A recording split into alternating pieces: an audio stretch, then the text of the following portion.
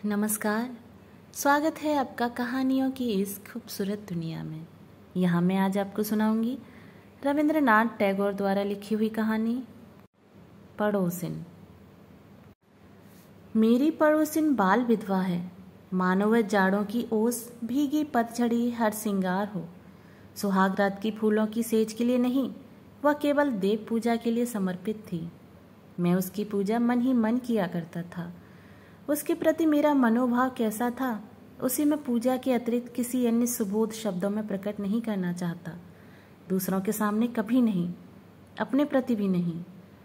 नवीन माधव मेरा बहुत ही घनिष्ठ और प्रिय मित्र है, उसे भी इस बारे में कुछ नहीं मालूम।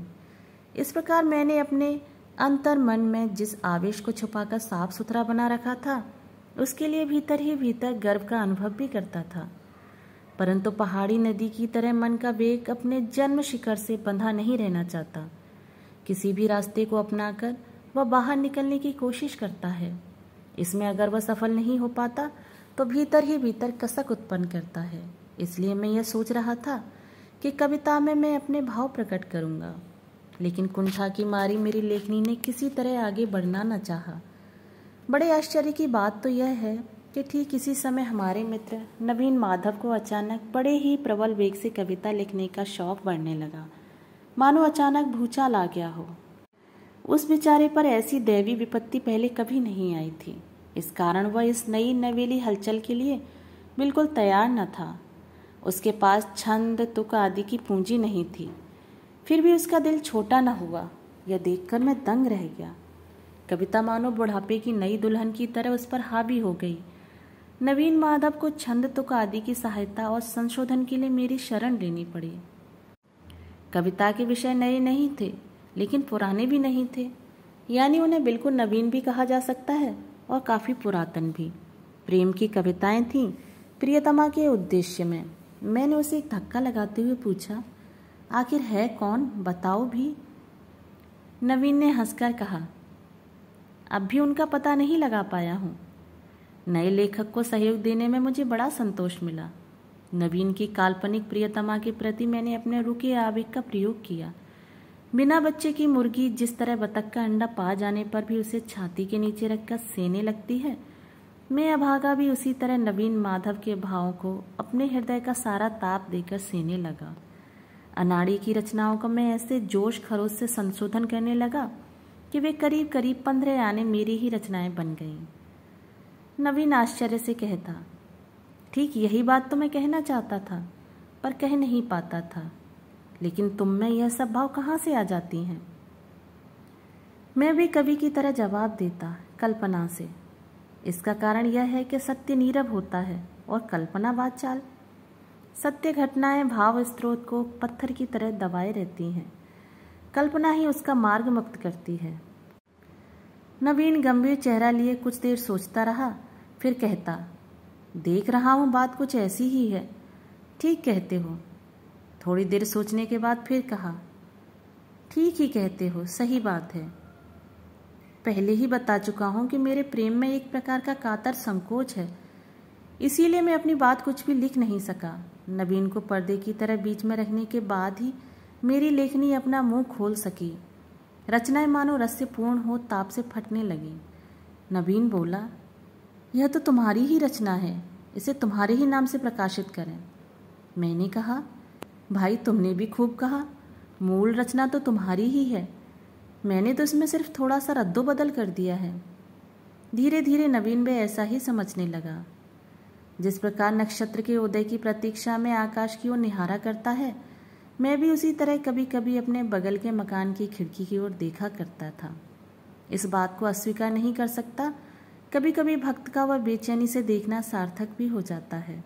उस कर्मयोग में डूबी ब्रह्मचारिणी की सौम्य मुखश्री से शांत शीतल ज्योति झिलमिलाकर क्षण भर में मेरे मन की सारी बेचैनी दूर कर देती थी।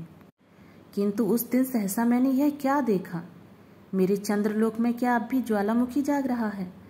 वहाँ की सुनसान समाधि में डूबी पहाड़ी गुफा सा सारा अग्निदाह क्या अभी तरह पूरी तरह बुझा नहीं है? उस दिन वैशाख के तिपहर को पूर्वोत्तर दिशा में बादल घिर रहे थे। उस घिरी हुई आंधी की बादलों भरी तेज चमक में मेरी पड़ोसन खिड़की के पास अकेली खड़ी थी। उस दिन उसकी शून्य डूबी घनी काली आंखों में मैंने दूर तक फैली हुई एक कसक देखी। तो है, मेरे उस चंद्रलोक में अब भी ताप है, अब भी वहाँ गर्म सांसों की हवा बहती है। वह देवताओं के लिए नहीं, मनुष्य के लिए ही है। उस दिन उस आंधी के प्रकाश में अपनी दोनों आंखों की तेज छटपटाहट उतावले पक्षी की तरह उड़ी चली जा रही थी, स्वर्ग की ओर नहीं, मानव हृदय के घोंसले की ओर। उत्सुक आकांक्षा से चमकती उस दृष्टि को देखने के बाद मेरे लिए अपने बेचैन मन को काबू करना मुश्किल हो गया। तब केवल दूसरे की कच्ची अनगढ़ कविताओं के संशोधन से मन नहीं भरा, मेरे अंदर भी किसी प्रकार का काम करने की चंचलता पैदा हो गई। तब मैंने यह निश्चय कर लिया कि बंगाल में भी विधवा विवाह प्रचलित करने के लिए मैं अपनी सारी चेष्टा का प्रयोग करूँगा। केवल व्याख्यान और लेख लिखकर नहीं, आर्थिक सहायता देने के लिए भी मैं आगे बढ़ा। नवीन मेरे साथ बहस करने लगा। उसने कहा, चिर वैधव्य में एक पवित्र शांति है। एकादशी की धुंधली चांदनी से प्रकाशित समाधि भूमि की तरह उसमें एक महान सौंदर्य है। क्या वह विवाह की संभावना मात्र से नष्ट नहीं हो जाएगा? ऐसे कवित्व की बातें सुनते ही मुझे गुस्सा आ जाता है। अकाल में खाने के अभाव में जो व्यक्ति घुल घुल कर मर रहा हो, उसके पास हट्टा कट्टा कोई व्यक्ति आकर यदि भोजन की भौतिकता के प्रति घृणा प्रकट करते हुए फूल की सुगंध और पक्षियों के गीत से मरते हुए का पेट भरना चाहे तो वह कैसा लगता है? मैंने गुस्से में आकर कहा, सुनो नवीन, कलाकार कहते हैं कि खंडर का भी एक सौंदर्य होता है, लेकिन किसी घर को सिर्फ चित्र के रूप में देखने से ही काम नहीं चलता, क्योंकि उस घर में रहना पड़ता है। कलाकार कुछ भी कहता रहे, उस घर की मरम्मत जरूरी है। वैधव्य के बारे में दूर बैठकर तुम चाहे कितनी कविताएं लिखना चाहो, किंतु यह तुम्हें याद रखना चाहिए कि उसमें आकांक्षाओं से भरा एक मानव हृदय अपनी विचित्र वेदना के साथ वास करता है। मेरा ख्याल था कि नवीन को मैं किसी तरह अपने दल में नहीं खींच सकूंगा, इसलिए मैं उस दिन ज़्यादा गर्मी से बातें कर रहा था। लेकिन सहसा मैंने देखा कि मेरे भाषण के अंत में उसने एक गहरी सांस ली और मेरी सारी बातें मान ली। मुझे और भी बहुत अच्छी अच्छी बातें करनी थी, पर उसने उसका मौका ही नहीं दिया। लगभग हफ्ते भर के बाद नवीन ने आकर कहा, तुम अगर मदद करो तो मैं खुद विधवा विवाह करने को तैयार हूँ। मेरी समझ में एक बात आ गई कि उसकी प्रियतमा काल्पनिक नहीं है। कुछ अरसे से वह एक विधवा नारी को दूर से प्यार करता रहा है, पर किसी से उसने यह प्रकट नहीं किया। जिस मासिक पत्र में नवीन की उर्फ मेरी कविताएं प्रकाशित होती थी, वे पत्रिकाएं ठीक जगह पर पहुंच जाया करती थी। वे कविताएं व्यर्थ नहीं गईं। बिना मेल मुलाकात के ही हृदय आकर्षित करने का यह उपाय मेरे मित्र ने ढूंढ निकाला था। लेकिन नवीन का कहना है कि उसने कोई षड्यंत्र कर ऐसी तरकीब निकाली हो, सो बात नहीं। यहाँ तक कि उसका ख्याल था कि वह विधवा पढ़ना भी नहीं जानती थी। मासिक पत्रिका बिना मूल्य विधवा के भाई के मांग पर भिजवा देता था, पर वह केवल मन को तसल्ली भर देने का पागलपन था। उसे ऐसा लगता था कि देवता के लिए पुष्पांजलि चढ़ाई जा रही है। वे जाने या ना जाने, स्वीकार करें या ना स्वीकार करें। कई बहानों के जरिए विधवा के भाई से नवीन ने मित्रता कर ली थी। नवीन का कहना है कि इसमें भी उसका कोई उद्देश्य न था। जिससे प्रेम किया जाए उसके निकट संबंधियों का संग भी मधुर लगता है। अंत में भाई सख्त बीमार पड़ा तो इस सिलसिले में बहन के साथ उसकी भेंट कैसी हुई, वह एक लंबी कथा है। कवि के साथ कविता में वर्णित विषय का प्रत्यक्ष परिचय हो जाने के बाद कविता के संबंध में दोनों ने बड़ी चर्चा हो चुकी थी, और यह चर्चा छपी कविताओं में ही सीमित थी, ऐसा नहीं कहा जा सकता। हाल में मुझसे बहस में हारकर नवीन ने उस विधवा से मिलकर विवाह का प्रस्ताव किया। पहले पहल उसे किसी प्रकार स्वीकृति न मिली।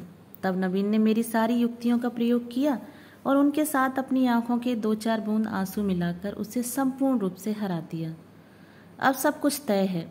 केवल विधवा के अभिभावक यानी उसके फूफा कुछ रुपया चाहते हैं। मैंने कहा, अभी लो। नवीन बोला, इसके अलावा एक बात और है। शादी के बाद पिताजी 5-6 महीने तक जरूर खर्चा देना बंद कर देंगे, और तब तक दोनों का खर्च निभाने के लिए तुम्हें इंतजाम करना होगा। मैंने मुंह से कुछ न कहकर एक चेक काट दिया और कहा, अब उसका नाम बताओ। मेरे साथ जब तुम्हारी कोई प्रतियोगिता नहीं तो परिचय देने में तुम्हें किस बात का डर है? मैं तुम्हें छूकर सौगंध खाता हूँ कि उनके नाम को कोई कविता नहीं लिखूंगा, और अगर लिखूं भी तो उनके भाई के पास न भेजकर तुम्हारे पास भेज दिया करूँगा। नवीन ने कहा, अरे इसके लिए मुझे कोई डर नहीं। विधवा विवाह की लाज से वह गड़ी जा रही है, इसलिए उसने तुम लोगों से इस बारे में कोई चर्चा न करने को बार बार मना कर दिया है। पर अब छिपाना बेकार है, वह तुम्हारी ही पड़ोसन है, 19 नंबर में रहती है। अगर मेरा हृदय पिंड लोहे का वायलर होता तो उसी क्षण भग से फट जाता। मैंने पूछा, विधवा विवाह से उसे कोई ऐतराज नहीं है? नवीन ने हंसकर कहा, फिलहाल तो कोई ऐतराज नहीं है। मैंने पूछा, सिर्फ कविताएं पढ़कर ही वह मुग्ध हो गई? नवीन ने कहा, क्यों, मेरी भी कविताएं कुछ बुरी तो थी नहीं। मैंने मन ही मन कहा, धिक्कार है। धिक्कार किसे? उन्हें या मुझे या विधाता को? लेकिन धिक्कार है। दोस्तों, अभी आप सुन रहे थे रविन्द्रनाथ टैगोर की कहानी पड़ोसन। अगर आपको ये कहानी पसंद आई हो तो मेरे चैनल को सब्सक्राइब और मेरी वीडियो को लाइक और शेयर ज़रूर करें और अपने सुझाव मुझे कमेंट बॉक्स में साझा करें। धन्यवाद।